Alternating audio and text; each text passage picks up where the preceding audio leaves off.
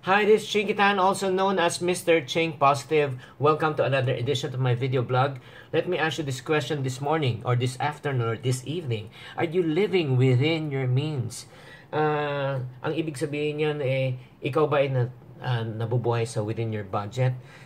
Or if not, ikaw ay nag-overspend? No, meron tayong kasabihan nga sa wikang Pilipino, kung maiksi ang kumot, kailangan matutong mamaluktot, di ba? Sa dahil ng pagtuturo ng financial freedom o financial management, one of the secrets for people to become financially free is to really manage their finances. When I say manage their finances, huwag ka na mag-isip muna kung magkano pwede mong additional income, magkano dapat mong kitain. Isipin mo muna, paano muna titipirin at gagamitin yung pera na mayroon ka.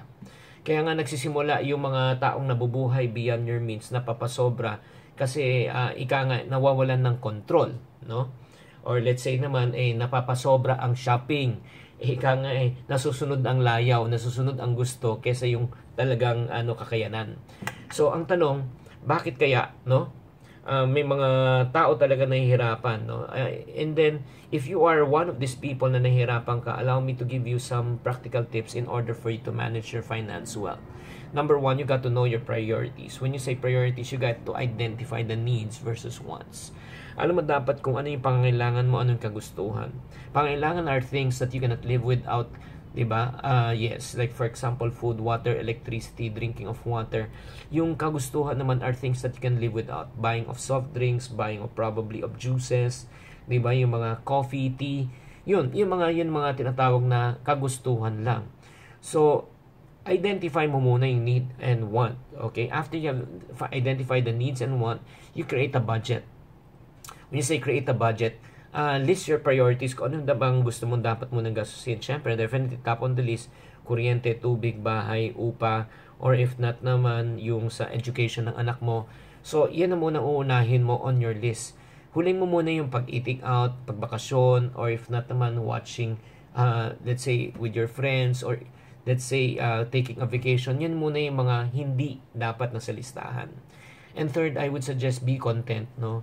I believe contentment is a major factor here. Minsan kasi napapasok tayo sa utang dahil parating nga nako-compare natin yung ibang sarili sa ibang tao, nahawa tayo sa sarili natin. So hindi tayo makontento kung ano man meron tayo in the process. Alam mo nangyayari? So napipilitan tayo mangutang, napipilitan tayo mag-create na more pera. So napipilitan tayo na gamitin natin yung credit card, di ba? Na hindi naman dapat kailangan because nagagastos lang sa kagustuhan, hindi sa pangailangan. So, I do believe, no, if you just do these three basic steps. Number one, set your priorities. Number one, yung needs versus wants. Number two, create a simple budget. Tapos, i-prioritize mo kung anong gusto mo gustuhin. And then, number three, it's an issue of the heart. Yung being content and being grateful of what you have. So, I hope that this short session is able to enlighten you on how to manage your finance well. So, let me ask you this question and think, reflect, apply na po tayo. Are you living within your means or beyond your means? Ikaw ba ay nabubuhay sa financial stress na talagang parati may utang, kulang ang sweldo mo? Why don't you check your lifestyle? Talagang ba nasa needs bang gastusin mo or napupunta sa wants?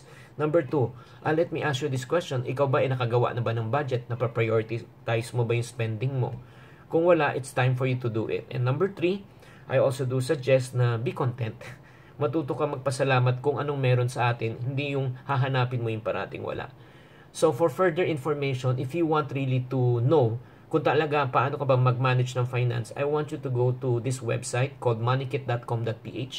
That's moneykit.com.ph, and I want you to watch a free video. It's around 30 minutes yata ang video na for free to be able to guide you and for you to understand on how you can manage and set a budget and get out of debt. Again, that's moneykit.com.ph. This is Chinkitan saying, to every problem, there's always a solution. If you're not part of the solution, you're part of the problem. Always. Chink positive.